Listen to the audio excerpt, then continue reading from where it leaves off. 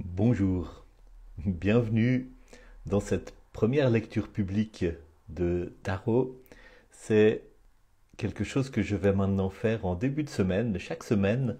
C'est une courte lecture pour lire avec trois cartes que je vais tirer avec vous, lire les énergies de la semaine. Les énergies de la semaine, quelles sont les énergies qui sont là, actives autour de nous pendant cette semaine et comment vous pouvez et nous pouvons en tirer parti pour mener notre barque le mieux possible.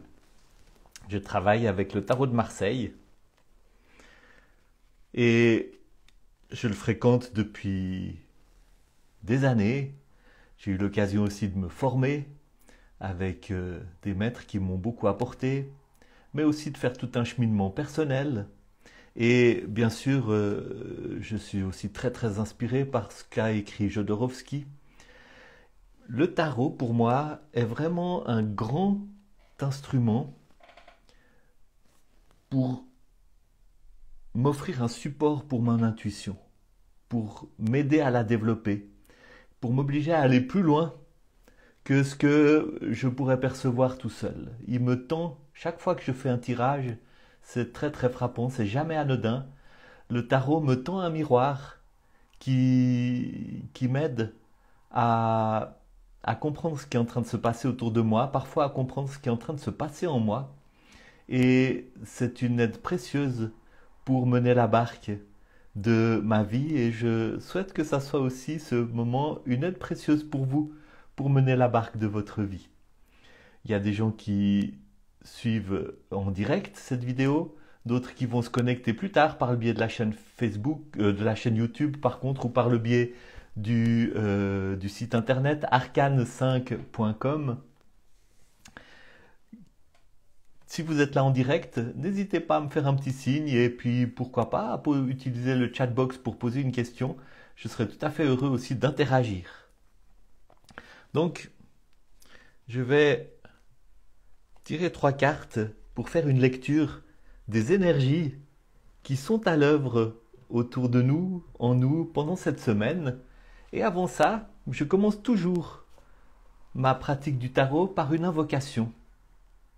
Donc je vous invite à fermer les yeux, à centrer votre présence sur votre respiration. Respirez tranquillement. Observez comment vous êtes en ce moment. Essayez pas de changer quelque chose, prenez juste conscience dans quel état vous êtes et peut-être avec quelle attente vous êtes en train d'écouter ce moment. Et puis écoutez ces mots. Nous plaçons ce moment sous le regard et sous l'autorité du grand mystère, du divin, de l'amour universel. Je trace autour de nous un cercle de protection contre toute influence mauvaise, tout désespoir, tout nihilisme, toute illusion. Puisse ce moment être utile à nous tous qui sommes là à nous mettre à l'écoute de ce que le tarot peut vouloir nous dire. Puisse ce moment nous communiquer de l'amour, de la guérison, de la clarté, de la sagesse, pour bien mener la barque de nos vies et pour nous traiter chaque jour avec un peu plus de tendresse et de respect. Je prends mon jeu et je vais le battre.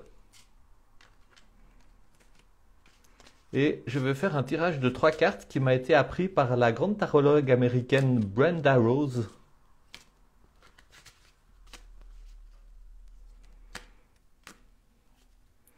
Vous savez, le tarot, avant d'être un instrument de divination, c'est un miroir qui nous est tendu pour mieux regarder ce qui se passe, pour mieux percevoir la réalité.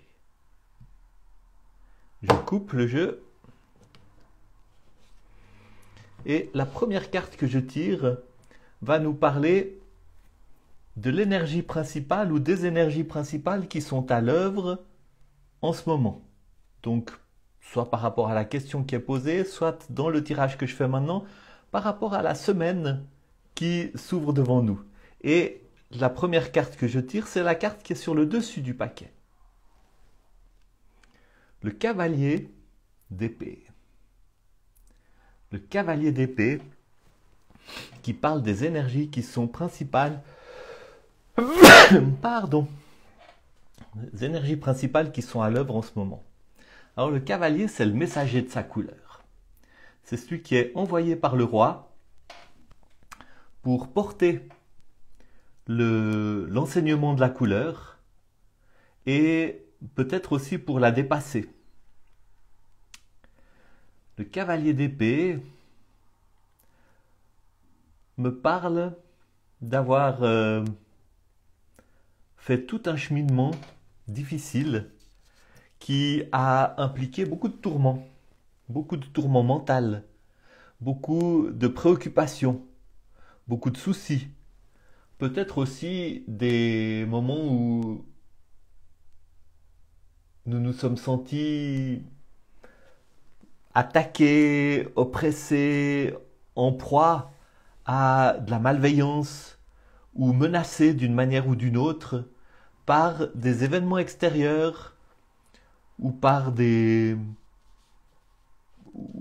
dimensions plus, voilà, de la jalousie, des choses difficiles. Il y a souvent dans les cartes d'épée un cheminement à travers les difficultés de la vie et à travers la malveillance et les épreuves de la vie. Donc le cavalier d'épée nous parle d'une semaine dans laquelle nous allons prendre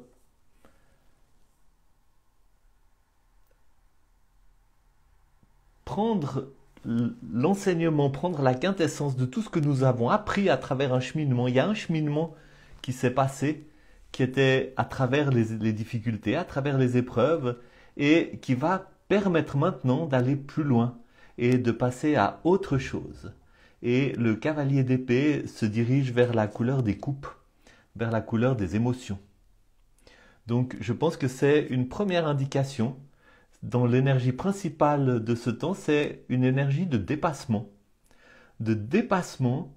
d'une longue période peut-être où il y a eu toutes sortes de difficultés pour passer à autre chose et pour sortir aussi du domaine seulement du mental et de la préoccupation et de la réflexion et de la recherche de solutions au niveau mental pour entrer dans un terrain plus émotionnel.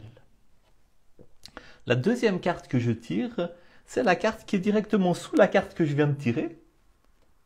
Et c'est la carte qui parle des énergies sous-jacentes de cette semaine. Et c'est de nouveau une carte de cour. C'est le roi de bâton. Le roi de bâton. Le roi, c'est celui qui règne sur sa couleur. Et le bâton, c'est l'énergie du projet, l'énergie de l'entreprise, l'énergie aussi de la sexualité, l'énergie du travail que j'entreprends sur Terre, l'énergie vraiment de l'entreprise humaine, de l'activité humaine, de la créativité humaine. Et le roi de bâton, c'est celui qui règne sur sa couleur du bâton. Donc c'est une énergie d'autorité, de capacité, d'entreprendre. Il y a une énergie vitale, il y a un feu. Il y a un feu qui est là entre les mains de ce roi et dans lequel il est bien installé. Et c'est l'énergie sous-jacente de ce cavalier de bâton, de ce cavalier d'épée, pardon. Et je pense que ça nous dit que dans les énergies qui sont à l'œuvre pendant cette semaine, sous-jacent à cette énergie principale qui est effectivement le passage, le dépassement de tout un tourment intérieur, de tout un processus mental. La couleur de l'épée, c'est le mental, c'est l'air. Donc le dépassement de tout un processus mental qui a été long, qui a été difficile, qui a été douloureux, dans lequel nous avons fait face peut-être à de la malveillance, peut-être à des difficultés, peut-être à des épreuves de toutes sortes qui sont venues beaucoup nous affecter, par rapport auxquelles nous avons parfois eu l'impression qu'il n'y avait pas de solution. eh bien, il y a une énergie de bâton et d'autorité qui permet qui permet vraiment d'investir des projets qui vous tiennent à cœur et qui vont faire avancer les choses. Et puis, je vais maintenant tirer la dernière carte qui parle de l'énergie supérieure ou de la résultante. C'est-à-dire, c'est soit ce vers quoi l'énergie nous pousse, soit vraiment quelque chose qui est au-dessus de ces deux cartes et qui les informe aussi d'une manière très forte. Et cette fois, je prends la carte qui est sous le jeu. Et c'est incroyable, c'est de nouveau une carte de cour. C'est la reine de bâton. La reine de bâton. La reine, elle complète très très bien le roi de bâton. Le roi, c'est celui qui habite avec autorité, puis qui planifie, puis qui voit loin avec sa couleur. La reine de bâton, c'est celle qui est vraiment avec sa couleur. Je vais regarder dans mon petit carnet, parce que je pense que j'ai noté des choses intéressantes sur la reine de bâton. La reine de bâton, elle est inspiratrice et à la pointe. Elle est capable de passion et elle a beaucoup de charme.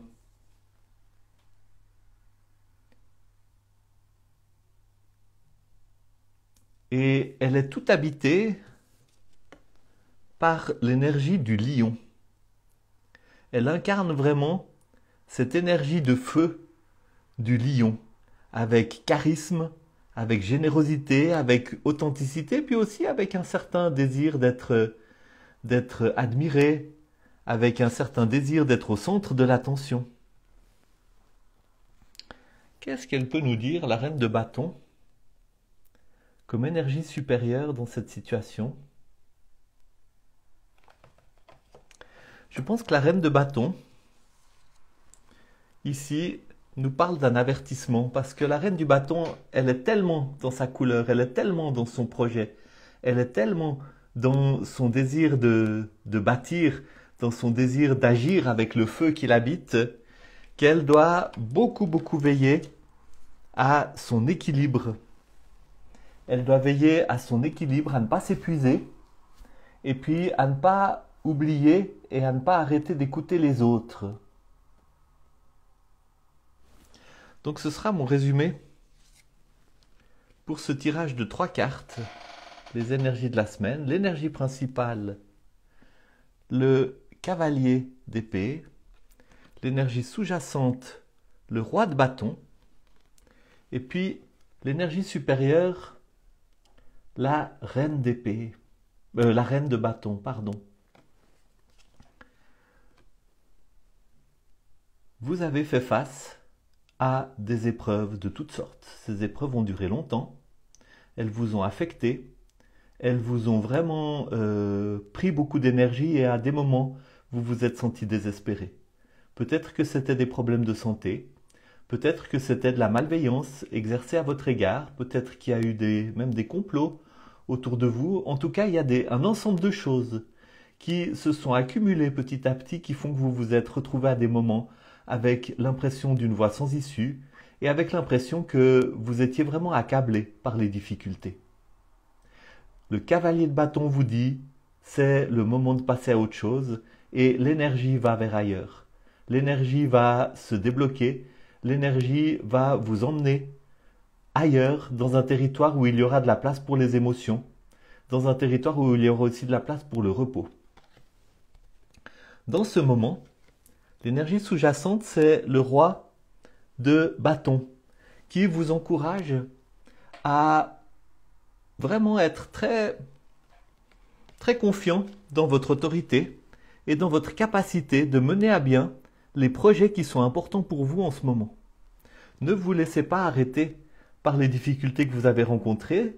C'est vraiment le moment où vous pouvez espérer le passage à autre chose et mettre votre énergie.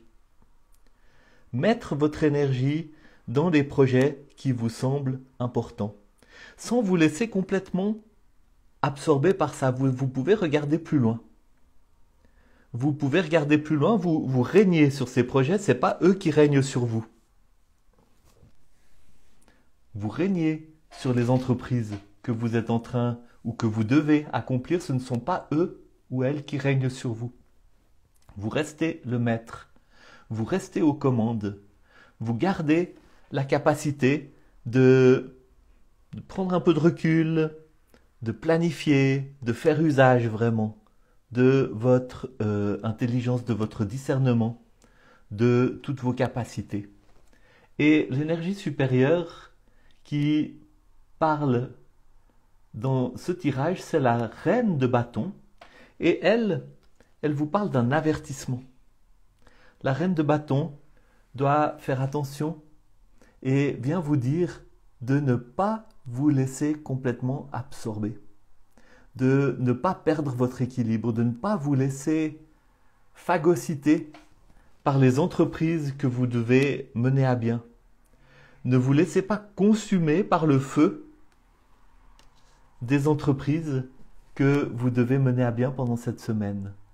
Mais gardez votre équilibre. N'oubliez pas d'écouter les autres.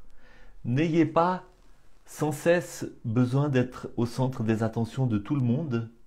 Par contre, faites confiance. Avec la reine et le roi de bâton ensemble, faites confiance. Mettez ensemble votre capacité de vous mettre à fond dans les projets que vous devez mener à bien, tout en gardant une pleine autorité sur ces projets. Laissez-vous remplir par ce feu, laissez-vous pousser en avant par ce feu, profitez de toute l'énergie que ce feu vous communique, mais ne perdez pas votre autorité, ne vous laissez pas consumer par ce feu, mais que ce soit vous qui le maîtrisez pour le mener là où vous avez besoin qu'il aille. Parce que la caractéristique de ce moment, c'est qu'effectivement, c'est un moment de transition, c'est un moment de passage à autre chose. Il y a des choses qui vous ont tourmenté, qui ont été très difficiles, mais qui vont maintenant se résoudre, se débloquer, et vous donner de la place pour une nouvelle étape où il y aura beaucoup plus de place pour l'émotion, pour la relation, pour la connexion, pour le repos. Et les entreprises que vous menez à bien, avec le feu qui vous anime, vont vous permettre de faire ce passage. Merci beaucoup pour votre écoute. N'hésitez pas aussi à m'écrire si vous avez des remarques à faire. Vous pouvez le faire dans les commentaires à la fin de la vidéo sur YouTube ou sur Instagram. Vous pouvez aussi vous rendre sur mon site arcane5.com et puis laisser des commentaires. Je vais laisser cette vidéo dans la section du blog de mon site et vous avez la possibilité d'écrire quelque chose. Et puis voilà, à la semaine prochaine pour une prochaine vidéo. Je vous souhaite une excellente semaine et j'espère beaucoup que cette lecture a été utile, a été importante, vous a donné des clés. Et puis, vous savez, laissez-la mijoter en vous. Laissez ces cartes dormir un peu, dormez dessus, réfléchissez-y.